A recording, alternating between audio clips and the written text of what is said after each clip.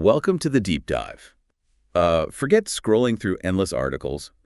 Today, we're really getting into the core insights from some fascinating material. Yeah, all focused on a pretty important idea. Right. Mobilizing the next generation, raising up mission-minded leaders. And when you hear mission, it's easy to just picture someone, packing bags for overseas. Exactly. And that's part of it, sure. But what we're digging into here is much broader. It's relevant for anyone thinking about leadership, about purpose. About making a real difference wherever you are. Think of this as your fast track to understanding the key discussions around impact today.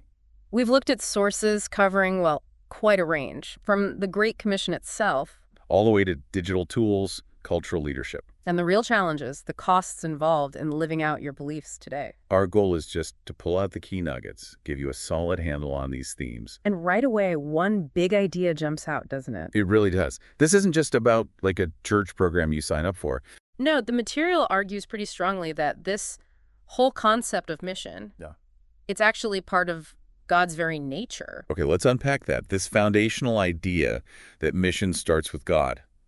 The Missio Dei, they call it. Right. And what's really powerful is tracing the sending nature of God all through the Bible. Yeah, the sources point this out clearly. God consistently reaching out, Think Noah, Abraham. And then, obviously, Jesus and the Holy Spirit, the ultimate sending. It completely shifts the perspective, right? Global mission isn't our idea. It's reflecting God's character. Exactly. It's a divine initiative. And that core argument is key in our sources. It's God's undertaking.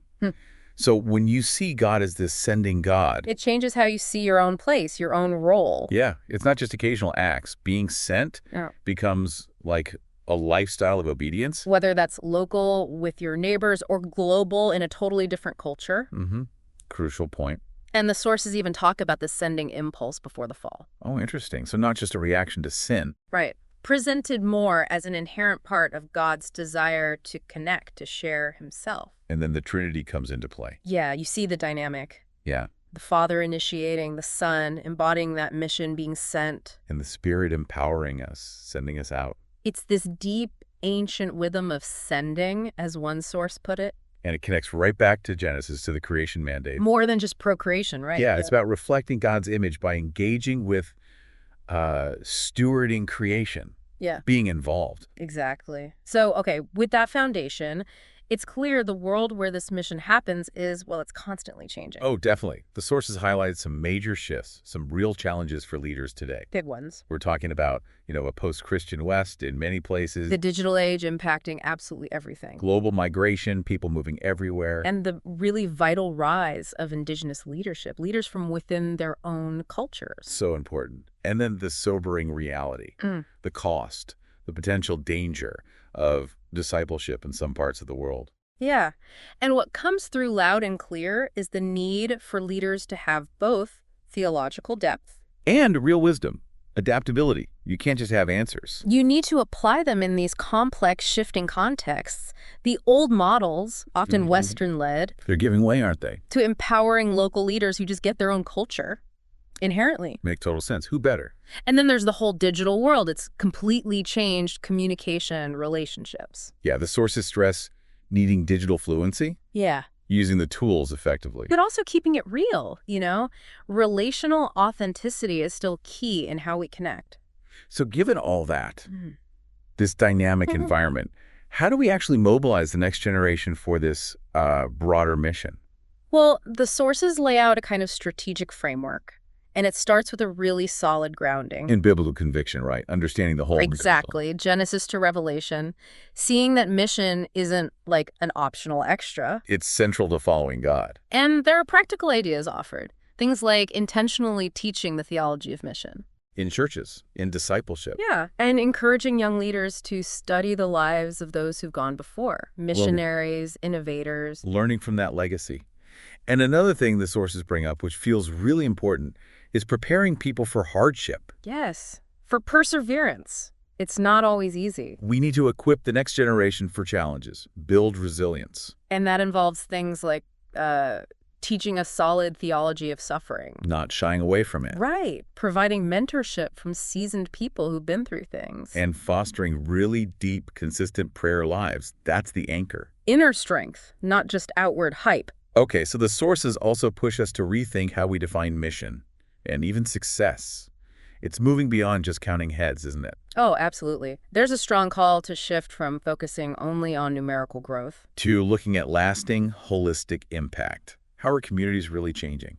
addressing root issues, fostering long-term sustainable transformation. And the definition of mission itself is expanding. It's not just about physically moving anymore. No, there's this idea of a radical posture of engagement, especially, online, Yeah, in digital spaces. where so many people live their lives now. Precisely. And the sources talk about overcoming the barrier of cultural disconnect, Needing cultural intelligence. which is more than just politeness, right? Yeah. It's deep listening, understanding different perspectives so you can actually connect. And then there's the flip side, Yeah.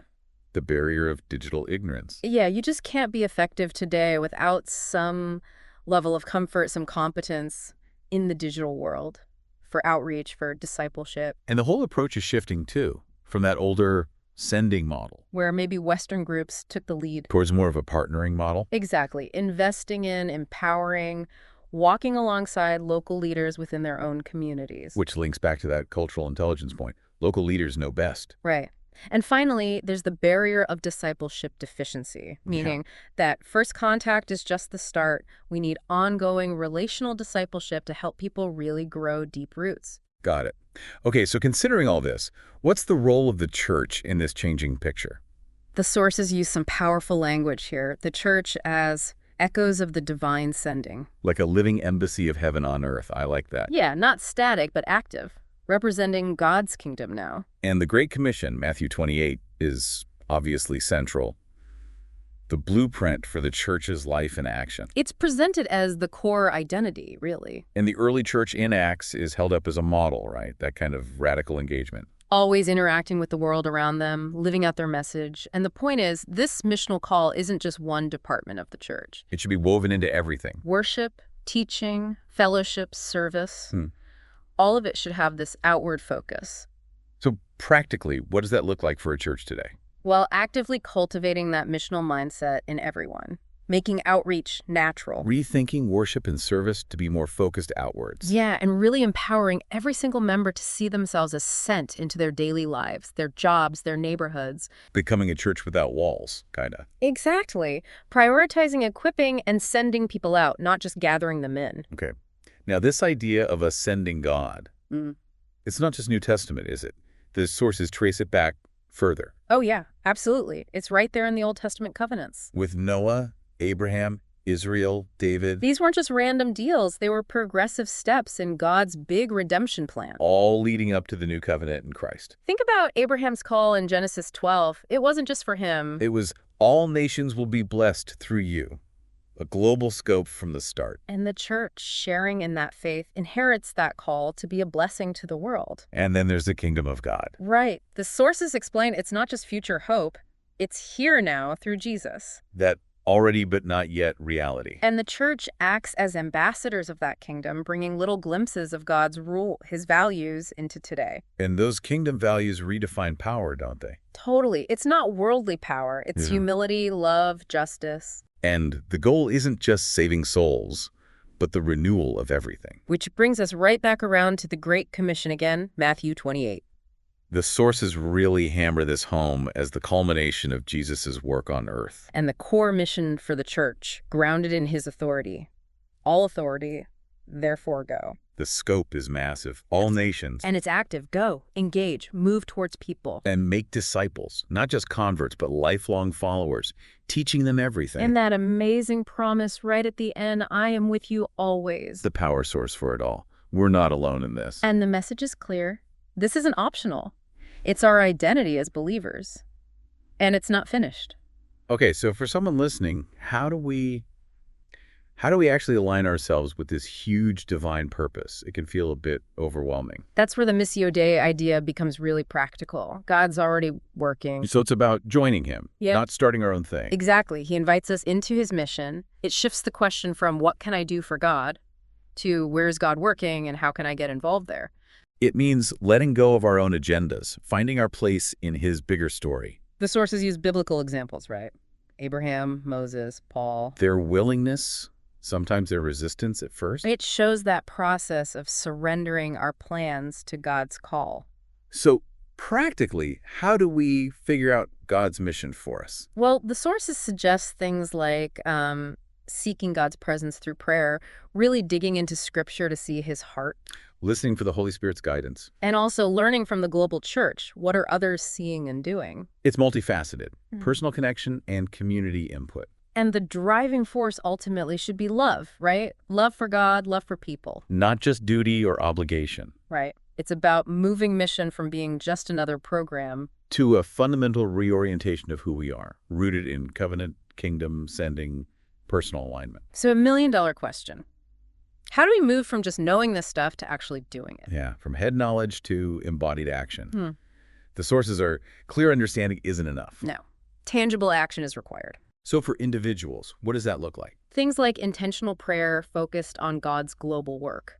Studying Scripture specifically looking for his missional purposes. Actively trying to understand other cultures, Yeah, maybe even just in our own neighborhoods. absolutely. Intentional missional living day to day.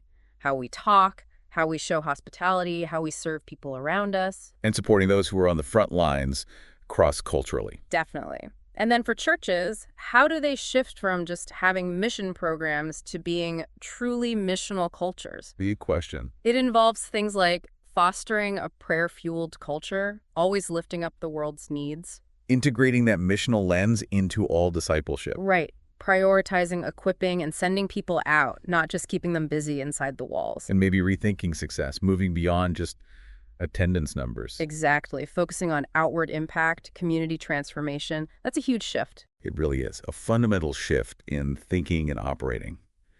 So as we wrap up this deep dive, the core message that just keeps coming back is this huge idea. Mission isn't just something we do. No, it's right at the heart of who God is, his very nature. And because of that, it's meant to infuse everything. Yeah. Our lives as believers, the church's whole reason for being. It's not a side project. It's the main thing. It's our purpose. So maybe here's a final thought for everyone listening to chew on. How might truly seeing yourself as someone who is sent, whether that sent to your family, your job, your local community, maybe further, how might that genuinely reshape your day-to-day life, your whole sense of purpose? Yeah, that's a great question to ponder. We'd really encourage you to keep exploring these themes, maybe look into the sources if you can, and just reflect on how these ideas connect with your own life, your own desire to make a meaningful difference.